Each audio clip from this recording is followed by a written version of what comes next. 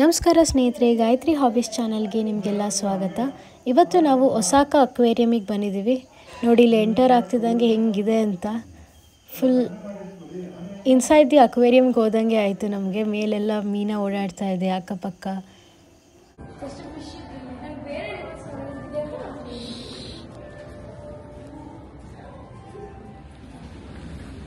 konnichiwa. Oh wow.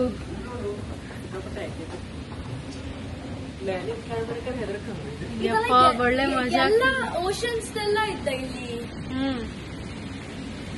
ಅಂದ್ರೆ 18 oceans ಇಲ್ಲ. ಹಂಗ ಹೇಳ್ತಿಲ್ಲ. ವಾವ್,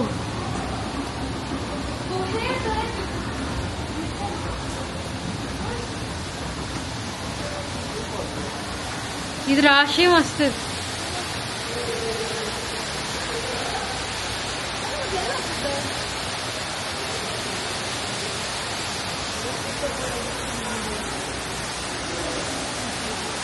ಇದು ಆಟರ್,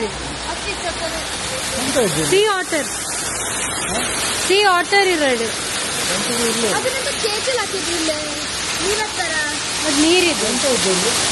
ಸಿ ಆಟರ್ ಇರೋವಪ್ಪ ಆ ಕಡೆ ಸೈಡ್ ಇದ್ದಾನಪ್ಪ. ಇಲ್ಲಿ red spotted masu salmon.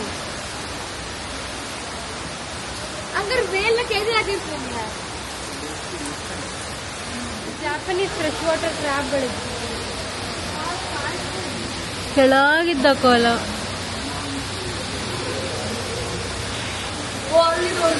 ಸುಮಾರಿದ್ದು. From forest to the sea, ಅದು ಫಾರೆಸ್ಟ್ ಟೈಪ್.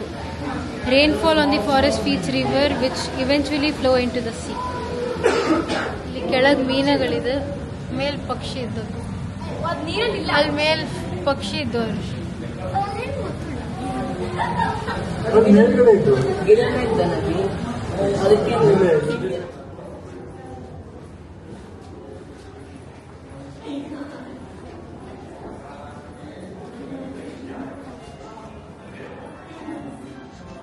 ಓಹೋ,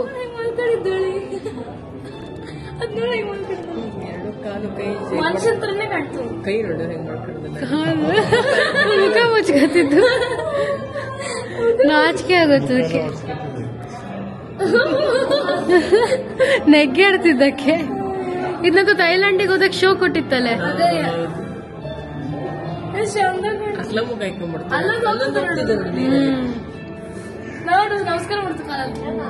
ಕಾಲೆಲ್ಲ ತೋರಿಸ್ತಿದ್ದು ಹೆಂಗಿದ್ದು ನೋಡಿ.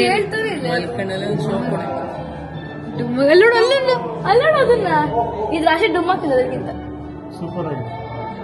ಇಲ್ಲಿ ಲಾರ್ಗಾ ಸೀಲ್ ಮತ್ತೆ ಕ್ಯಾಲಿಫೋರ್ನಿಯಾ ಸೀಲ್ ಏನಿದ್ದು ಅದು ಸ್ವಿಮ್ಮಿಂಗ್ ಮಾಡ್ಕೊತಿದ್ದು. ಅಲ್ಲಿ ಇನ್ನೊಂದು ಸ್ವಿಮ್ಮಿಂಗ್ ಮಾಡ್ತೀವಿ, 2 ಸ್ವಿಮ್ಮಿಂಗ್ 2 ಅಲ್ಲಿ ಮುಂದೆ ಒಪ್ಪವ ಪಾಪ ನಿದ್ದೆ ಮಾಡ್ಲಿ. ಇದು ಗಲ್ಫ್ ಆಫ್ ಪನಾಮ. ಇದು ಇಲ್ಲಿ ನೀರಿಲ್ಲ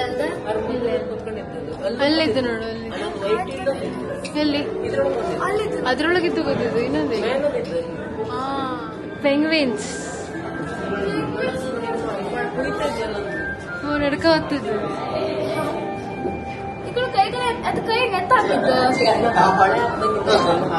ಎಲ್ಲ ಇಲ್ಲಿ ಮೆಂಬರ್ ಹೇಳತರ ಎಲ್ಲ ಪ್ರಾಣಿಗಳು ಮಾಡಿ ಅದಕ್ಕೆ ಇಲ್ಲಿ ಈ ತರಾನೇ ಅನ್ಸಲ್ಲ. ಕುಳಿತ ಆಗುತ್ತಾರೆ ಯಾಕೆ ಆರ್ಟಿಫಿಷಿಯಲ್ ಸ್ನೋ ಎಲ್ಲ ಬೀಳಂಗೆಲ್ಲ ಮಾಡಿದ್ರು.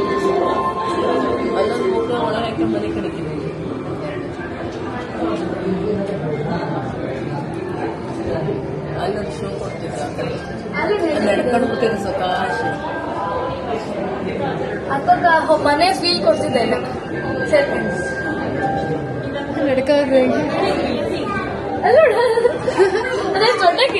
ಸೈಡ್ ಸೈಡ್ ಹಿಡ್ಕ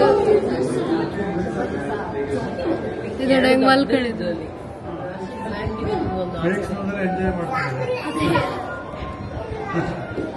ಮತ್ತಿದ ಒಂದು ಇಂಪೋಸ್ಟರ್ ಇತ್ತು ಅಲ್ಲಿ, ಫುಲ್ ಬ್ಲ್ಯಾಕ್ ಒಂದು. ಎಲ್ಲಿದ್ದು ಅಲ್ಲಿ ಅದೆಲ್ಲ ಇದಾಗೋಯ್ತು. ಅದೇ ಗ್ಲಾಸು ಫುಲ್ ಒಂಥರ ಇದೋಳು ಬ್ಲ್ಯಾಕ್.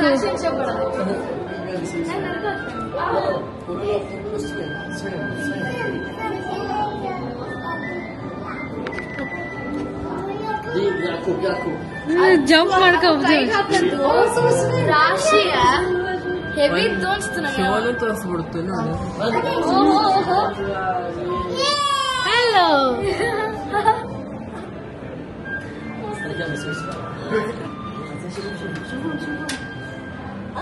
ಇದು ಪೆಸಿಫಿಕ್ ವೈಟ್ ಸೈಡೆಡ್ ಡಾಲ್ಫಿನ್. ಒಂದ್ ಕಡೆ ವೈಟ್ ಇದ್ರೋಳು.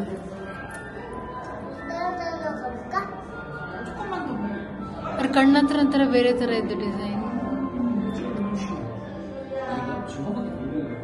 ಸಣ್ಣದೊಂದಿದ್ದು. ನಾನು ಇನ್ನೇನು ಡಾಲ್ಫಿನ್ ಎಲ್ಲ ನೋಡಾಯಿತು, ಮುಂದಕ್ಕೆ ಹೋಗೋಣ ಅಂತ ಹೋಗ್ತಾ ಇದ್ದೆ. ಅಷ್ಟೊತ್ತಿಗೆ ಸಡನ್ಲಿ ಡಾಲ್ಫಿನ್ ಎಲ್ಲಿಂದನೋ ಬಾಲ್ ತೊಗೊಂಡ್ಬಿಡ್ತು. ಒಳಗಡೆ ಎಲ್ಲ ಬಾಲ್ ಇದೆ ಅಂತ ಗೊತ್ತೇ ಇರಲಿಲ್ಲ. ಒಂದು ಬಾಲ್ ಶೋ ಕೊಡ್ತಾ ಇದೆ ನಮಗೆ.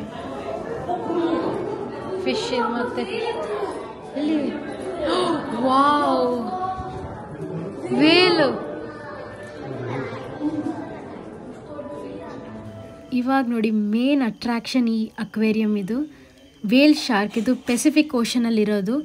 ಕಣ್ಣಿಗೆ ಒಂಥರ ಹಬ್ಬ ಅಂದಂಗೆ ಇದು ಸಖತ್ ದೊಡ್ಡದಾಗಿದೆ. ಮಾತ್ರ ಎಷ್ಟು ಸುಂದರವಾಗಿದೆ ಅಂದರೆ ಅದ್ರ ಬಾಡಿ ಮೇಲಿರುವಂತಹ ಸ್ಪಾಟ್ಸ್ ಇರ್ಬೋದು, ಎಂಥ ಬ್ಯೂಟಿ ಅಂತಲೇ ಹೇಳ್ಬೋದು. ತುಂಬ ನನಗಂತೂ ಏನು ಚೆನ್ನಾಗಿದೆ ಅನಿಸ್ಬಿಡ್ತು.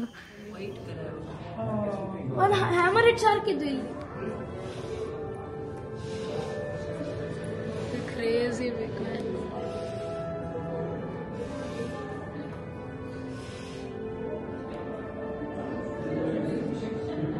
ಓ ಅದ್ ನೋಡು, ಲಾಬ್ಸ್ಟರ್ ಇದ್ದದ್ದು ಇಲ್ಲಿ ಸ್ಪೈನಿ ರೆಡ್. ಗ್ಲಾಸಲ್ಲಿ ನೋಡ್ತಾ ಇರುವಾಗ ನಾನು ಕಳೆದೇ ಹೋಗ್ಬಿಟ್ಟಿದ್ದೆ. ಒಂಥರ ಸಮುದ್ರದ ಕೆಳಗೆ ಬಂದಿದ್ದೀನೇನೋ ಅನಿಸ್ತಾ ಇತ್ತು. ಅದನ್ನೇ ನೋಡ್ತಾ ಇರುವಾಗ ಅವರೆಲ್ಲ ಓಡಾಡ್ತಾ ಇರೋದು, ಎಂಥ ಡಿಫ್ರೆಂಟ್ ಶೇಪ್ ಇದೆ. ಯಾವ ಮೀನನ್ನು ಕೂಡ ಒಂದೇ ಥರ ಇಲ್ಲ, ಅದಕ್ಕೆ ನಾನಾ ಥರ ಹೆಸರು, ರೀತಿ ಬೇರೆ ಥರ ಇದೆ, ತಿನ್ನೋ ಊಟ ಬೇರೆ ಥರ ಇರುತ್ತೆ, ಅದರ ನಡವಳಿಕೆ ಬೇರೆ ಥರ ಇರುತ್ತೆ. ಎಲ್ಲ ನೋಡ್ತಾ ಇದ್ರೆ ಒಂಥರ ಏನೋ ಡಿಫ್ರೆಂಟಾಗಿ ಅನಿಸ್ತಿತ್ತು, ಬೇರೆ ಲೋಕಕ್ಕೆ ಬಂದಂಗೆ ಅನಿಸ್ತಿತ್ತು. ಆ ಗ್ಲಾಸ್ ಒಳಗೆ ಫುಲ್ ಮಗ್ನ ಆಗಿಬಿಟ್ಟಿದೆ. ಬೇರೆ ಕಡೆ ಏನೂ ನೋಡ್ತಾ ಇರಲಿಲ್ಲ ನಾನು. ಅಲ್ಲೇ ನೀರಲ್ಲೇ ಇದ್ದೀನೇನೋ ಅನ್ನೋ ಫೀಲಿಂಗ್ ಇತ್ತು. ದೇವ್ರು ನಿಜ ದೊಡ್ಡ ಆರ್ಟಿಸ್ಟ್ ಅಂತಲೇ ಹೇಳ್ಬೋದು.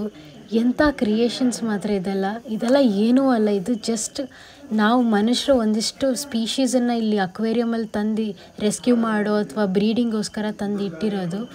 ಇನ್ನು ಸಮುದ್ರದ ಒಳಗೆ ಇನ್ನೂ ಯಾವ ಥರ ಫಿಶ್ ಇರ್ಬೋದು ಅಥವಾ ಬೇರೆ ಪ್ರಾಣಿಗಳಿರ್ಬೋದು, ಇದೆಲ್ಲ ನಮಗಿನ್ನೂ ಗೊತ್ತಿಲ್ಲ. ಅದರ ಆಳಕ್ಕೆ ಹೋದಾಗ ಅದ್ರ ಬಗ್ಗೆ ಕಲಿಯೋದೇ ಇನ್ನೂ ಒಂಥರ ಕಲಿಬೇಕು ಅಂತ ಅನ್ಸೋಕ್ಕೆ ಶುರುವಾಯಿತು. ತುಂಬ ಚೆನ್ನಾಗಿದೆ.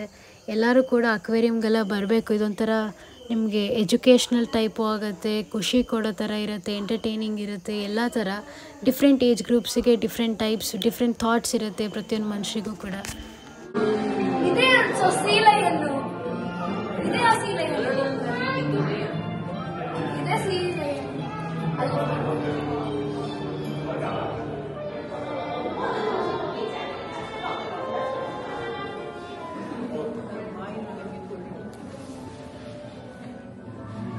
ಬ್ಲೂ ವೇಲ್ ಶಾರ್ಕ್ ಇದಕ್ಕೆ